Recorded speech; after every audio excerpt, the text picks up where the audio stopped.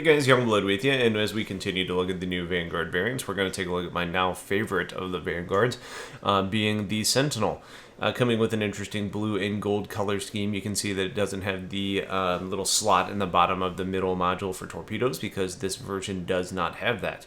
The Sentinel is known as kind of the trickster version of this ship. The nice thing is, while it doesn't necessarily come with the same armor or military grade components, it does still have a lot of redundancy, so it's a big durable ship and a role that can actually do something damaging.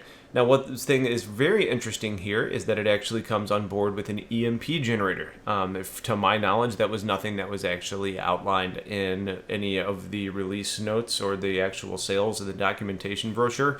And you can see there's no torpedoes on this, it's just the missiles.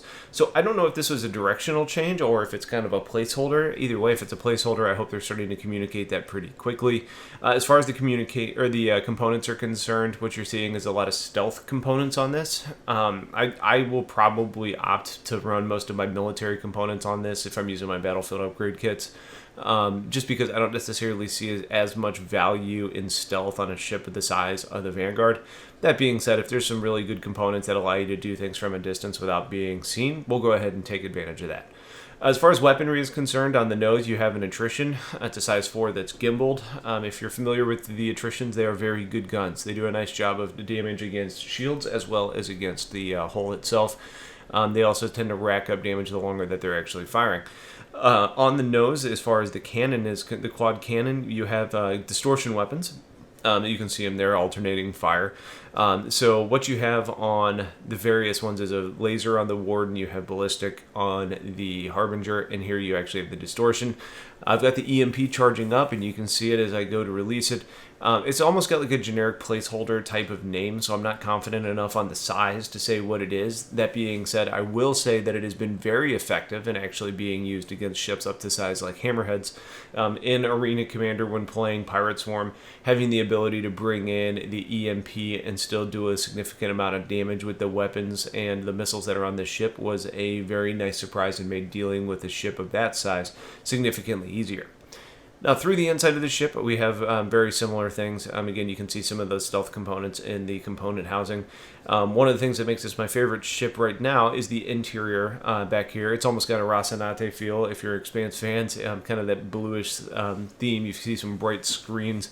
Again, you've got your weapons rack and you've got your storage area, you've got your toilet area. Most of this is going to be the same. What's interesting is that since you don't actually have the torpedoes, the beds are on the opposite side of this middle module, being replaced with this kind of information management type of area. You can see that this is almost talking about like monitors for different like planets and just kind of going through and seeing things about like data. And so you start saying, all right, well, this kind of falls into that information storage or transfer or the data type of gameplay. Here is almost like a screen where I think you could probably start talking about transmitting and receiving and maybe kind of doing like some of the trickster gameplay that they're talking about. It's a very generic engineering station, so it's hard to know what they really intend from this station.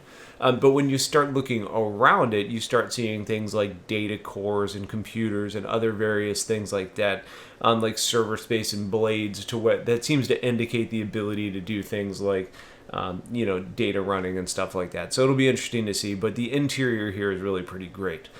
The turret itself, once you go up there, again, it's like all of the other Vanguards. It's nothing really all that special. That being said, the weapons on board that are going to be the sucker punches.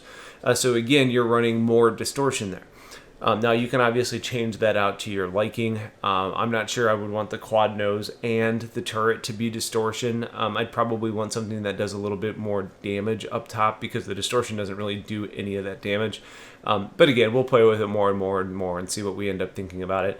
Overall, though, the look of the ship is fantastic. I think there's a lot of versatility in the weaponry that's on board right now. A little bit of customization will make it what I'm really looking for, but off to the just general impressions as it hits, I'm a big fan. So that's it for the Sentinel. Stay tuned for the Defender coming up soon. Have yourselves a wonderful day, and take care.